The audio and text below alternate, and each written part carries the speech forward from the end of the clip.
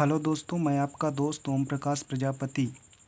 हम लोगों ने पिछले वीडियो में अलैंगिक जनन की विधियां पढ़ी थी, जिनमें से हम लोगों ने अलैंगिक जनन की 5 विधियां पढ़ी थी। अब आज के इस वीडियो में हम लोग पढ़ेंगे आखिर पौधों में जनन। पौधों में जनन आखिर की पौधों में भी 2 प्रकार का जनन पाया जाता है। एक का नाम है लैंगिक जनन, लैंगिक जनन। दूसरे का नाम है अलैंगिक जनन, जनन। तो पौधों में भी जीवों की तरह 2 प्रकार के ही जनन पाए जाते हैं, एक लैंगिक जनन, एक अलैंगिक जनन। अब लैंगिक जनन का मतलब ये होता है कि जो पौधे होते हैं, अभी लैंगिक जनन का मतलब ये होता है कि दो विपरीत जनक की भाग लेंगे, यानी नर और मादा।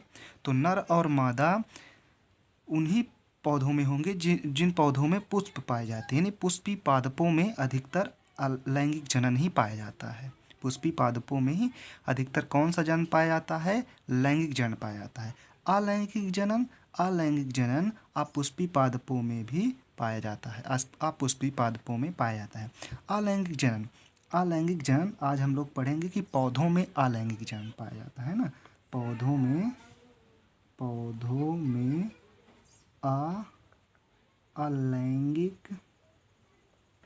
अलैंगिक जनन। आखिरकार कि पौधों में अलैंगिक जनन किस किस प्रकार से होता है, कैसे होता है, हम लोग जानेंगे। पहले तो हम लोग एक इम्पोर्टेंट पॉइंट जान लेते हैं कि जो पौधों में अलैंगिक जनन होता है ना, उसी को हम क्या कहते हैं? कायिक जनन कहते हैं। क्या कहते हैं?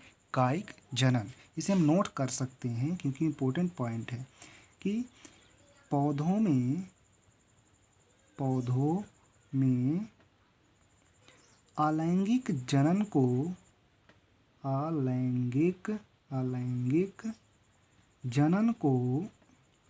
क्या कहते हैं? कायिक जनन कहते हैं। अलैंगिक जनन को कायिक जनन कहते हैं। कायिक जनन कहते हैं। ठीक। तो पौधों में जो अलैंगिक जनन पाया जाता है उसी को हम क्या कहते हैं? कायिक जनन कहते हैं। अब कायिक जनन क्या होता है? तो कायिक जनन का मतलब होता है कि जब पौधों के कायिक भाग, यानी जब पौधों के जो कायिक अंग होते हैं, यानी पौधों में कायिक अंग कितने होते हैं? 3 होते हैं।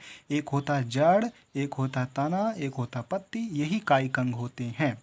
यानी आइए परिभाषा पढ़ते हैं कि कायिक जनन क्या होता है कि जब पौधों में कायिक अंग उस मातृ पौधे के ही समान, ठीक, मातृ पौधे के ही समान एक नया पौधा उत्पन्न कर ले, उसी को क्या कहते हैं? कायिक जनन कहते हैं। आइए हम लोग लिखते हैं परिभाषा कायिक, इसी को हम अलैंगिक जनन कहते हैं। ठीक है, कायिक जनन, इसी को हम क्या कहते हैं? अलैंगिक जनन या अलैंगिक जनन कह सकते हैं।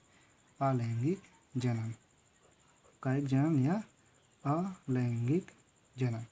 ठीक है, कायिक जनन या अलैंगिक जनन। अब देखिए कायिक जनन क्या होता है, तो अब जानेंगे हम कि जब मातृ पौधे के कायिक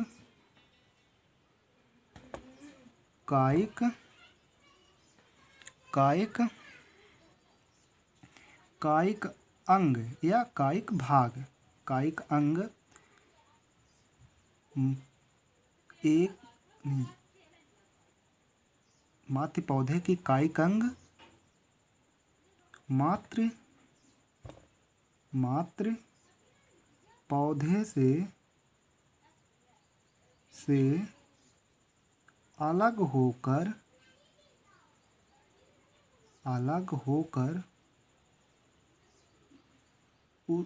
उसी के समान यानी किसके समान, मातृ पौधे के समान, जो मातृ पौधा होता है।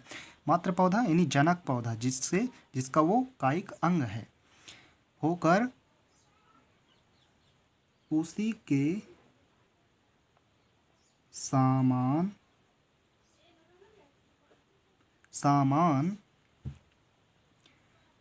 एक नया पौधा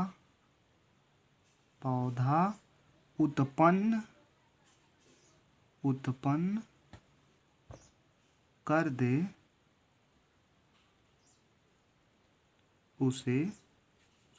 उसे कायिक जनन कहते हैं। कायिक जनन कहते हैं। ठीक, तो कायिक जनन या अलैंगिक जनन क्या होता है पौधों में, तो बताएंगे। जब मातृ पौधे के कायिक अंग मातृ पौधे के कायिक अंग मातृ पौधे से अलग होकर उसी के समान एक नया पौधा उत्पन्न कर दें, उसी को हम क्या कहते हैं, कायिक जनन कहते हैं। क्या कहते हैं, कायिक जनन कहते हैं। अब कायिक अंग हम जानते हैं, कायिक अंग क्या होता है, कायिक अंग। कायिक अंग, पौधों में कायिक अंग कितने होते, 3 होते। एक होता है जड़, एक होता है तना, एक होता है पत्ती। जड़, तना, पत्ती, कितने हुए कायिक अंग, 3। कौन कौन से, एक जड़ हुआ, एक तना हुआ, एक हुआ पत्ती। ठीक, तो कायिक अंग 3 होते हैं, जड़, तना, पत्ती। अब हम एग्जाम्पल समझते हैं। जैसे मान लो कि यह एक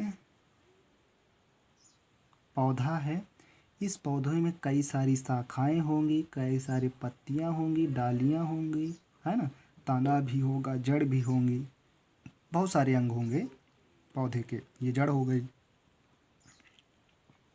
तो माना कि तो कायिक भाग, जैसे मान लो कि हम पत्ती मानते हैं, यहाँ पर क्या है, पत्ती है। तो मान लीजिए कि इस पौधे की पत्ती जमीन में गिरी और जमीन में गिर करके इसी के समान एक नया पौधा बना ले, यानी कायिक भाग